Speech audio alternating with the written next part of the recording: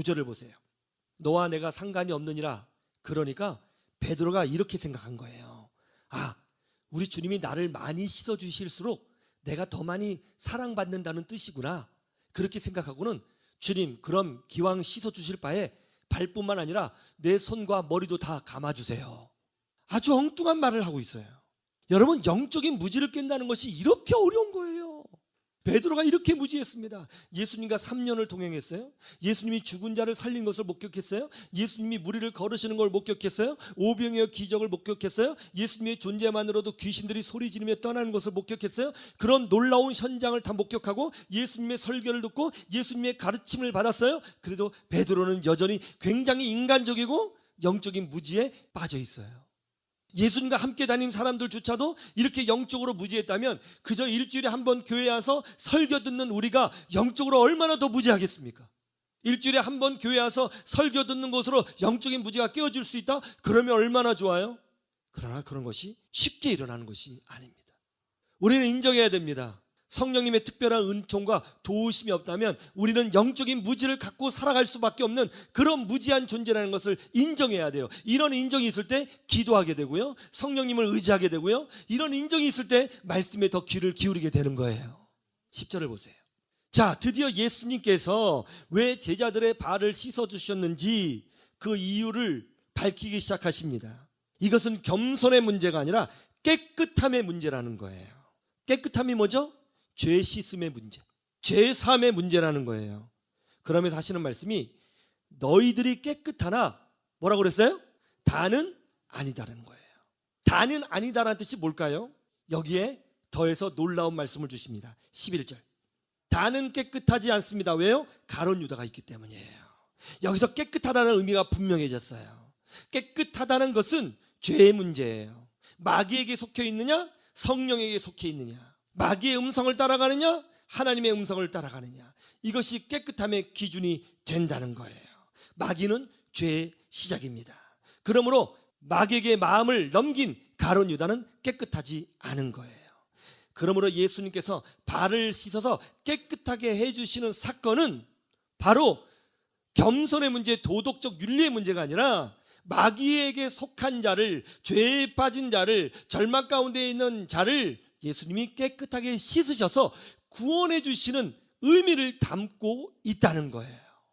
자, 이제 분명해졌습니다. 예수님이 제자들의 발을 씻기신 이유는 겸손을 가르쳐 주시기 위해서 그런 것이 아니라, 윤리와 도덕을 가르쳐 주시기 위해서 그런 것이 아니라 무엇을 위해서? 죄의 문제를 해결하는 방법을 가르쳐 주시기 위하여 제자들의 발을 씻어 주신 거예요. 예수님만이 하실 수 있는 일이거든요.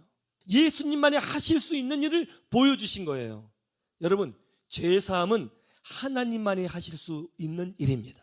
죄사함은 하나님만이 하실 수 있는 능력인 줄로 믿으시기를 주님의 이름으로 축원합니다. 여기에 예수님의 유일성이 있는 거예요. 생명의 문제, 죄사함의 문제, 용서의 문제, 은총의 문제, 천국의 문제, 영생의 문제는 인간들이 따라하거나 숭례를 낼 수 있는 것이 아니에요. 그것은 오직 예수님만이 하실 수 있는 일이에요. 믿습니까? 예수님의 유일성이 있어요. 세족식은 예수님만이 하실 수 있는 유일성이라고요. 인간이 쉽게 따라할 수 있는 것이 아니라고요. 그런데 많은 사람들이 세족식을 해요. 그걸 통해서 겸손을 얘기합니다. 낮아짐을 이야기합니다. 성경을 한참 오해한 겁니다. 예수님의 유일성을 알지 못하고 예수님의 유일성을 훼손하는 행동을 하고 있는 거예요. 많은 사람들이 세죽식을 통해서 이렇게 낮아지는구나, 그 정도로 예수님을 생각하고 있어요. 아니요, 그까지 겸손 하나 가르치려고 예수님이 성육신 하셨다고 생각하세요? 그까지 겸손 하나 가르치시려고 예수님이 로마에 찍찍이 맞고 가죽이 벗겨지는 고통을 당하며 피를 흘리셨다고 생각하세요? 예수님이 세족식을 하신 이유는 인간이 절대로 해결할 수 없는 문제, 죄의 문제를 씻어내시기 위해서 세족식을 보여주신 거예요. 이건 예수님만이 하실 수 있는 일인 거예요.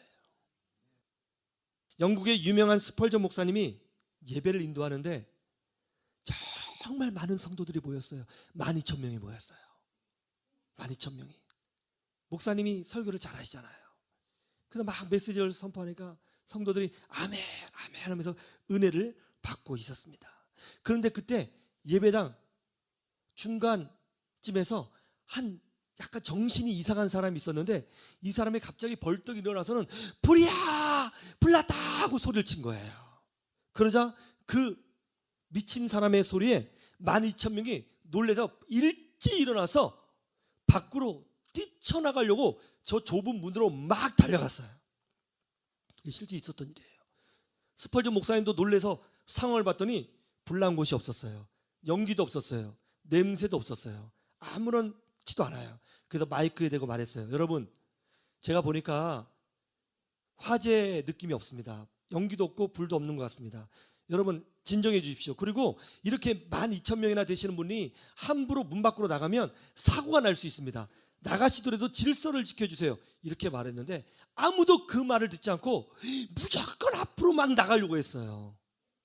그러다가 성도 몇 명이 죽었어요. 스펄전 목사님은 이 사건으로 큰 상처를 입었습니다. 목회자로서 양들을 목양하는 목자로서 성도들을 가르치고 지도해 왔는데 수십 년 동안 이렇게 가르쳤는데 아무리 수십 년 동안 가르쳤어도 미친 사람이 불이야 하는 한마디 때문에 목회자의 말은 듣지 않고 목사님의 말은 듣지 않고 그 미친 사람의 말에 빠져가지고 막 달려나가는 모습에 목사님이 상처를 입은 거예요. 내가 아무리 가르쳐도 미친 사람 말 한마디면 끝나는 거구나. 그리고 결국 사람이 죽었구나.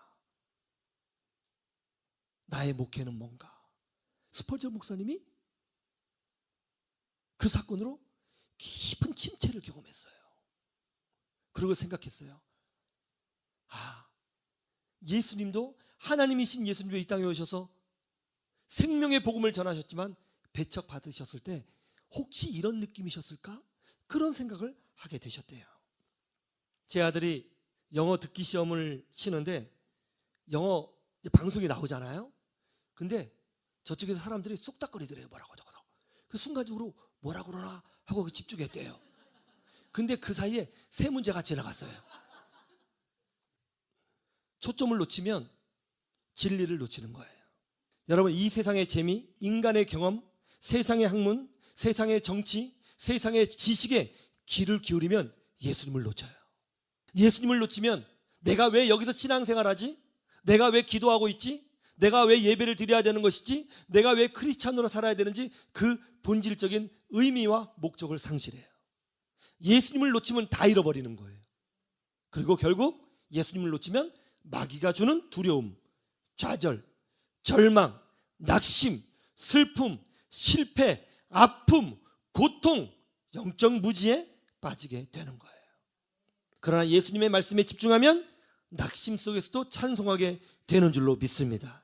절망 속에서도 희망을 노래하게 되는 줄로 믿습니다. 불가능한 상황 속에서도 할 수 있다고 믿고 여리고성을 무너뜨리는 믿음의 사람으로 승리하게 되는 줄로 믿습니다. 예수님이 제자들의 발을 씻기신 이유는 겸손을 가르치시기 위해서 그렇게 하신 것이 아니에요. 인간이 절대로 해결할 수 없는 문제, 죄의 문제를 해결하시기 위해서 제자들의 발을 씻어주신 것입니다. 죄의 문제는 예수님만이 해결할 수 있어요. 예수님만이 구원의 길입니다. 예수님만이 우리의 의지하실 유일한 구세주가 되시는 줄로 믿습니다. 예수님이 우리의 목자가 되십니다.